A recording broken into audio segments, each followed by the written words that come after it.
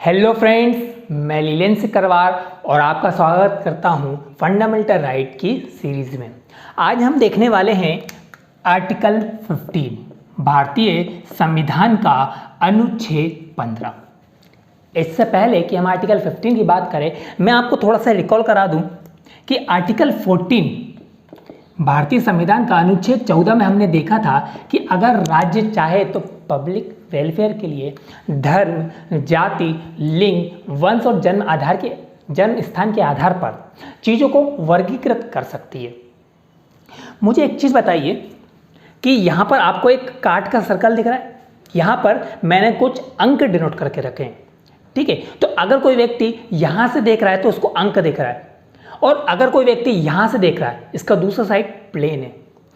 अगर कोई व्यक्ति यहाँ से दिख रहा है तो उसको कुछ अंक दिखेगा, और यहाँ से कोई दिख रहा है तो उसको ये दूसरा साइड यानी प्लेन दिखेगा। कहने का मतलब सीधा सीधा इतना है कि हर चीज़ के दो पहलू हैं। उसी तरीके से हर चीज़ के कुछ पॉजिटिव साइड्स हैं और कुछ नेगेटिव साइड हैं। आप सोच रहे होंगे कि मैं क्यों बोल रहा हूँ। ये ऐसा इसीलिए क्योंकि आजकल हर व्यक्ति अपने आप को एक दूसरे व्यक्ति से श्रेष्ठ बताना चाहता है, उत्तम बताना चाहता है। तो वो क्या करता है, और वो धर्म, जाति, लिंग, जन्म स्थान के आधार पर, धर्म जैसे आप देख ही रहे होंगे, हिंदी, मुस्लिम, सिख, और हिंदुओं में ही बहुत ऊपर नीचे चल रहा है। कास्ट के बेसिस पे कि अपर कास्ट का, लोअर कास्ट का, इस बेसिस पर लिंग, जेंडर डिस्क्रिमिनेशन तो आप देख ही रहे होंगे कि मेल में, फीमेल में ये जेंडर डिस्क्रिमिनेशन चल रहा है। निवास के स्थान पर भी आप देख रहे होंगे कि अर्बन हो रहा है, रूरल हो रहा है, ग्रामीण, शहर जो हम बात करते हैं, इनमें भी डिस्क्रिमिनेशन चल रहा है। तो ये जो बातें हैं, इनका जो नेगेटिव साइड है, इसको दूर करने के लिए जो संविधान निर्माता हैं, उनके मन में ये बात घर कर गई थी कि उन्होंने सोचा कि ऐसा ना हो कि व्यक्ति धर्म, जाति, मूल निवास, वंश के आधार पर किसी व्यक्ति से भेदभाव करे। इसलिए उन्होंने आर्टिकल 15 में सामाजिक समता यानी धर्म, जाति, लिंग, जन्म स्थान और वंश, ये जो 5 आधार है, इनके आधार पर उन्होंने निर्देश दिया कि कोई भी इन 5 आधार पर भेदभाव नहीं करेगा। अब हम बात कर लेते हैं आर्टिकल 15 की क्लोजेस की, यानी उपधाराओं की। आर्टिकल 15(1) जो है वो कहता है कि राज्य, स्टेट जो है, इन 5 ग्राउंड के आधार पर किसी भी व्यक्ति से भेदभाव नहीं करेगा। और आर्टिकल 15 का जो 2 है, ठीक, आर्टिकल 15(2) का है, उसमें कहता है कि व्यक्ति यानी व्यक्ति इन 5 ग्राउंड यानी धर्म, जाति, लिंग, जन्म स्थान और वंश के आधार पर किसी भी व्यक्ति से भेदभाव ना करेगा। और सार्वजनिक स्थल जैसे दुकान, जैसे होटल, जैसे नदी, कुएं और तालाब इत्यादि स्थानों पर प्रवेश करने से नहीं रोकेगा इन 5 ग्राउंड के आधार पर। आर्टिकल 15(2) मैं आपको एक एग्जाम्पल बताता हूं। इनका सबसे अच्छा एग्जाम्पल है कि एक 1956 में, ठीक है, हिंदू उत्तराधिकारी अधिनियम पारित हुआ था। इसमें क्या होता था कि जो पैतृक संपत्ति थी, ठीक है, वो उसमें जो अधिकार था वो पुत्रों का था। लेकिन 2006 में संशोधन हुआ।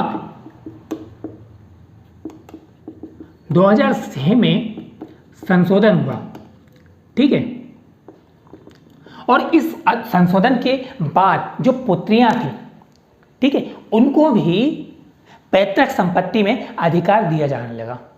और इस बात को और पक्का ये जो इक्वलिटी है, इसको डिसइक्वलिटी इसको समाप्त करने लगा। 15(1) और 15(2) का परफेक्ट एग्जाम्पल है कि उन्होंने लिंग, जो जेंडर डिस्क्रिमिनेशन है, उसको कम करने की कोशिश करी। अब हम बात कर लेते हैं 15(3) की। भारतीय संविधान का अनुच्छेद 15(3) क्या कहता है? 15(3) कहता है कि अगर राज्य चाहे तो महिला और बच्चों के उत्थान के लिए, महिला और बच्चों के उत्थान के लिए विशेष प्रावधान कर सकता है। जैसे महिलाओं के लिए स्थानीय निकाय में कुछ सीटें आरक्षित कर सकता है। कुछ सीटें जो है महिलाओं के लिए स्थानीय निकाय में आरक्षित कर सकता है।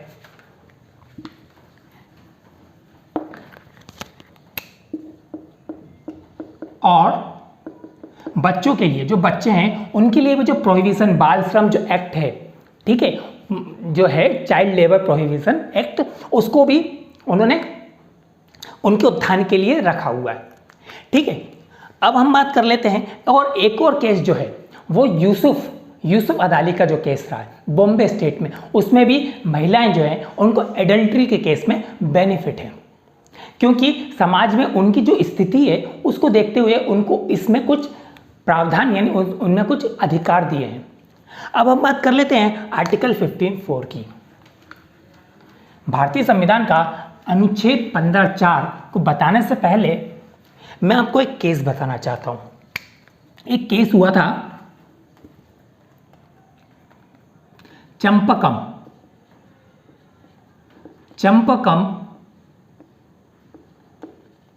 दोराईराजन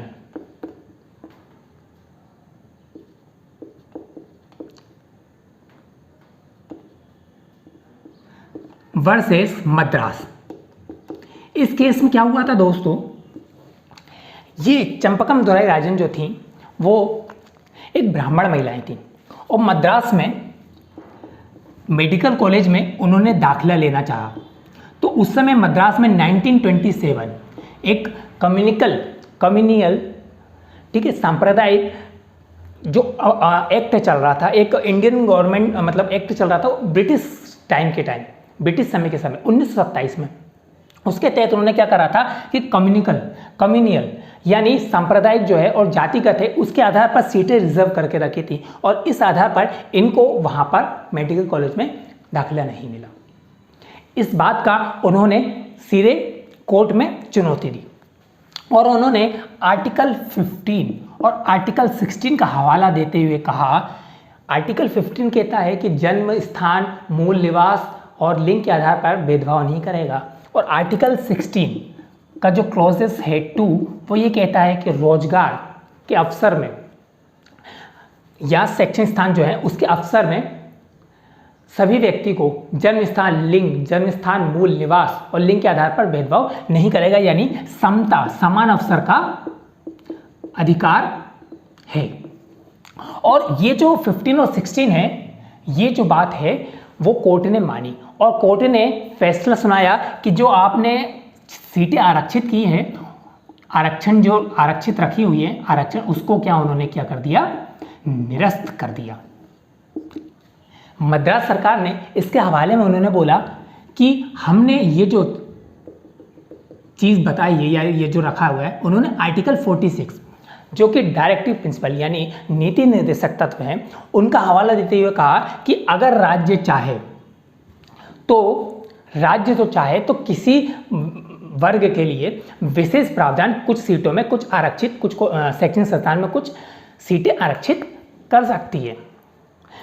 तो यहाँ पर सीधे सीधे फंडामेंटल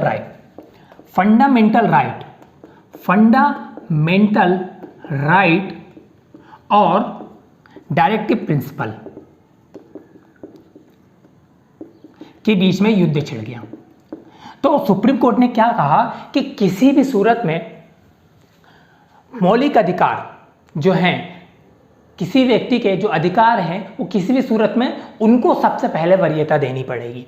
और यहाँ पर नीति निर्देशक तत्व के ऊपर रखा गया फंडामेंटल राइट को, यानी वरीयता दी फंडामेंटल राइट को। और उन्होंने इस चीज़ को आरक्षण जो है, जो सीट जो ने आरक्षित करी थी उसको क्या कर दिया, उन्होंने निरस्त कर दिया। और इसके बाद मद्रास सरकार, इसके बाद जो सरकार थी वो एक एक्ट लेके आई 1951 में, एक्ट लेके आई और उन्होंने क्या करा, first constitution amendment, first constitution amendment, ठीक है, लेके आई 1951 में, और बात उनने रखी आरक्षण की।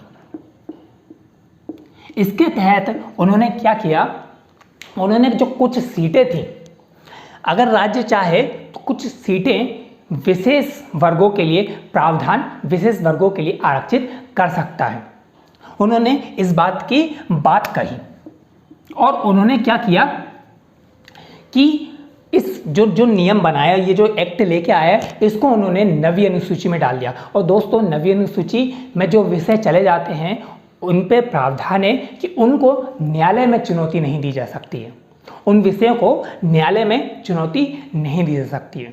तो आपको समझ में आया होगा कि आर्टिकल 15(4) जो है वो किसको आरक्षण देता है, ओबीसी, एससी और एसटी को शैक्षणिक संस्थान में आरक्षण देता है। राज्य चाहता है तो कुछ सीटें इनको आरक्षित कर सकता है। 15(4) में यह आरक्षण की बात शैक्षणिक संस्थान में रखी गई है। फिर दोस्तों, तो उन्होंने क्या किया,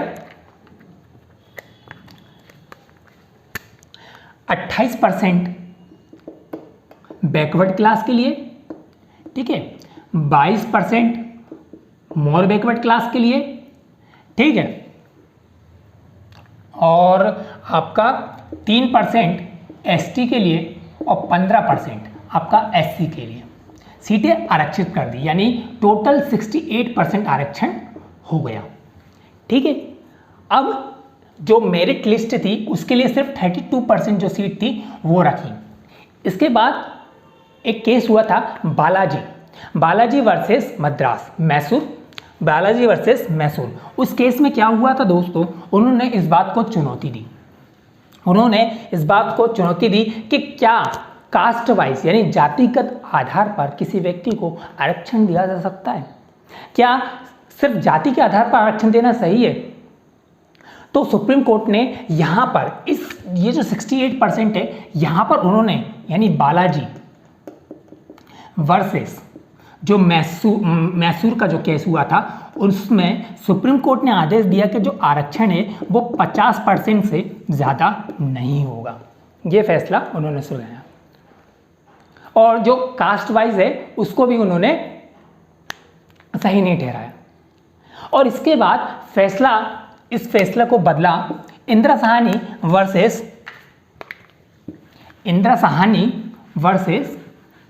भारत संघ।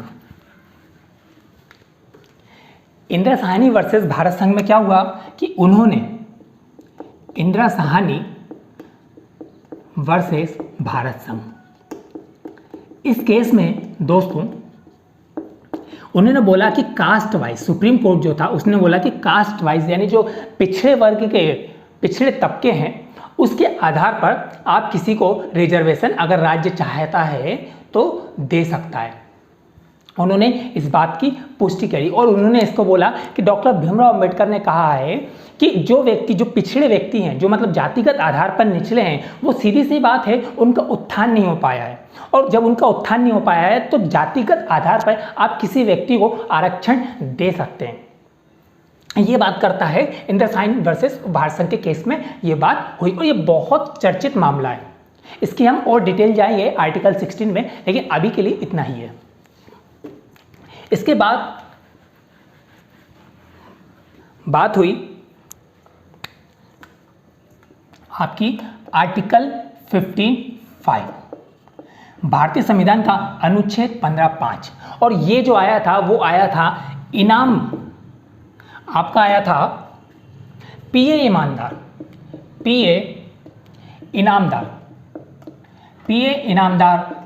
के केस में। पीएम इनामदार के केस में क्या हुआ था, उन्होंने क्या करा कि कुछ सीटें जो थी वो शैक्षणिक स्थान में यानी सामाजिक दृष्टि से कुछ सीटें उन्होंने शैक्षणिक स्थान में कुछ सीटें आरक्षित रखने का फैसला सुनाया। शैक्षणिक स्थान जैसे आपके IIT, आपके एम्स, इसमें उन्होंने कुछ सीटें आरक्षित रखी 15(5) में। और जैसा कि आप जानते हैं इसके बाद आया 103 संविधान संशोधन 2019 में, जिसमें क्या हुआ, जिसमें माननीय प्रधानमंत्री नरेंद्र मोदी की सरकार में 103वां संविधान संशोधन अधिनियम लेके आए और इसके तहत उन्होंने 15/6 यानी 15/6 में EWS यानी इकोनॉमिक वीकर सेक्शन, जो आर्थिक रूप से कमजोर वर्ग के तबके, कमजोर तबके के जो लोग हैं उनके लिए 10% का जो है आरक्षण उन्होंने दिया शैक्षणिक संस्थान में।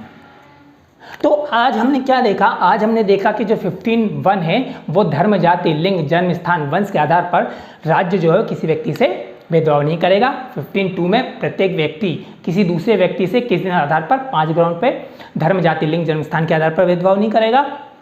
15(3) कहता है कि राज्य चाहे तो महिला और बच्चों के लिए विशेष प्रावधान कर सकती है। 15(4) कहता है कि जो बैकवर्ड क्लासेस हैं जैसे OBC, SC, ST के लिए शैक्षणिक संस्थान में कुछ सीट आरक्षित की जा सकती है। 15(4) कहता है। और 15(5) जो है वो जो शैक्षणिक संस्थान जैसे IIT हो गया, एम्स हो गया, इन पे कुछ जो सीटें हैं वो आरक्षित कर सकता है राज्य। और 15(6) में जो है वो EWS यानी आपका इकोनॉमिक वीकर सेक्शन के लिए 103वां संविधान संशोधन आया और उसके तहत उन्होंने 10% आरक्षण की बात कही। तो उम्मीद करता हूं आपको मेरा आज का सेशन पसंद आया होगा। तो please like and subscribe my channel. जय हिंद, जय भारत, धन्यवाद।